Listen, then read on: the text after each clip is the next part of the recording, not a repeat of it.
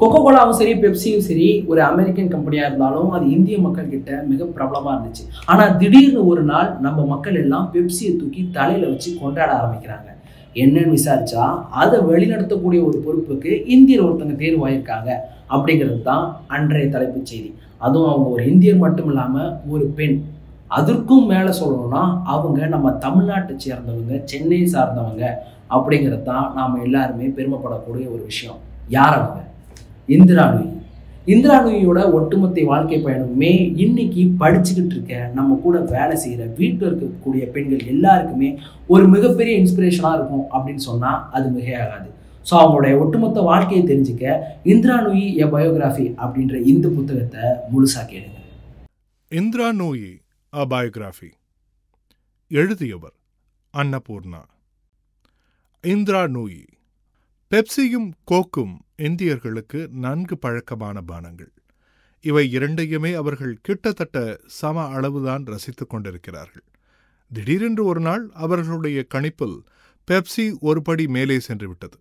ஏனென்றால் அதன் தலைவராக நமக்கு அறிமுகமான ஒரு பெண், ஒரு இந்தியர், அதுவும் சென்னையை சேர்ந்தவர் தேர்ந்தெடுக்கப்பட்டார்.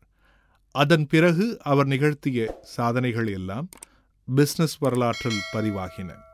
உலகின் ஆற்றல் மிக்க பெண்களில் ஒருவராக அவர் புகழப்பட்டார்.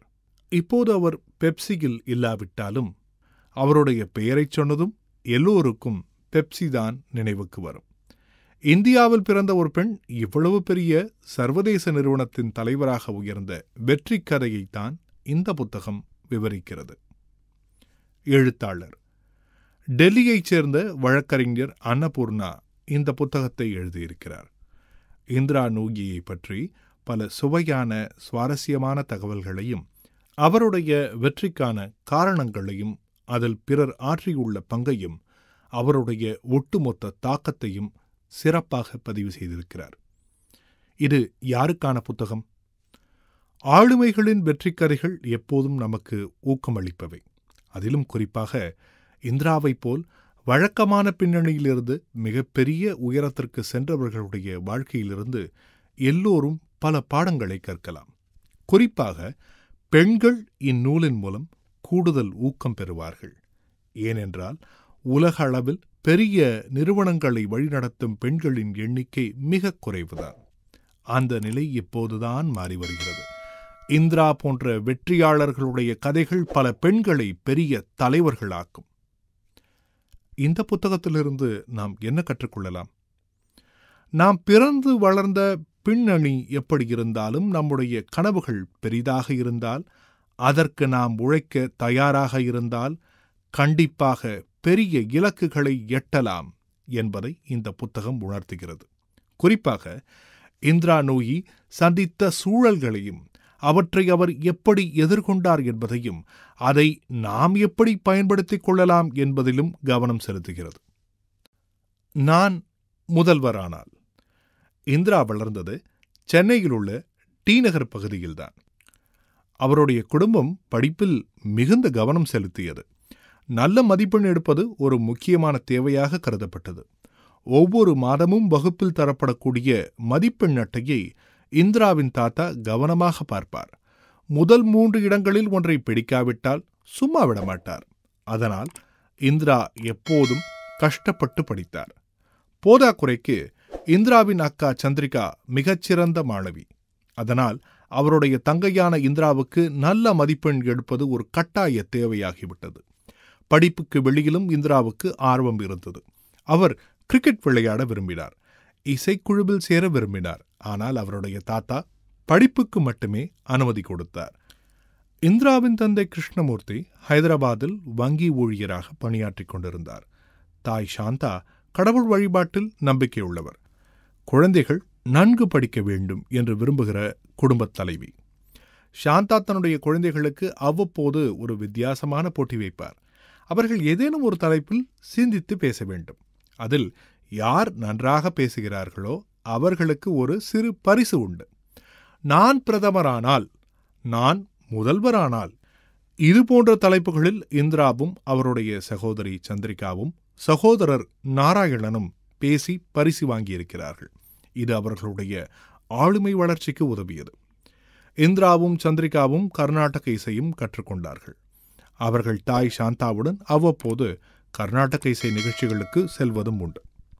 1972 ஆண்டு இந்திரா MCC கல்லூரியில் PUC படிப்பில் சேர்ந்தார்.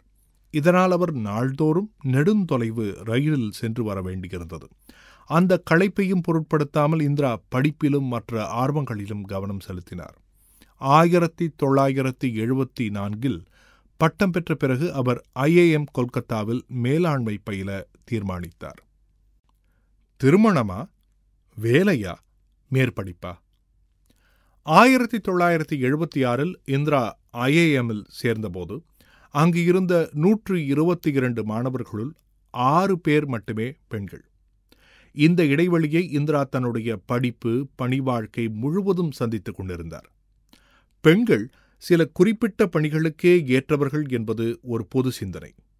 இதை மாற்றியதில் இவருடைய பங்களிப்பு முக்கியமானது.